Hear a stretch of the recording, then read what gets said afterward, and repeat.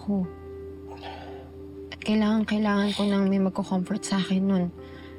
At hindi ko akalain na ikaw yung taong makakapagpagaan ng loob ko.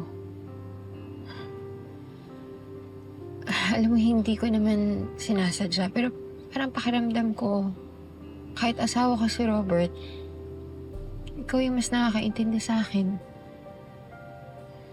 Ikaw yung mas kailangan ko ngayon. Yan sana gusto kong marinig kay Gina. Na may halaga ako. Na lalaki pa rin ako at marami akong kayang gawin para sa kanya. Pero kung hindi mo mapatunayan yun kay Gina, nandito naman ako. Di ba sabi ko sa'yo, kakampi mo ko. Kabisado natin yung isa't isa. At hindi natin deserve na malaitin tayo ng mga asawa natin. Alam mo kung ano yung deserve natin? Yung maging masaya. Ikaw, Gerald. Ano bang gusto mo? Ano yung magpapaligaya sa'yo?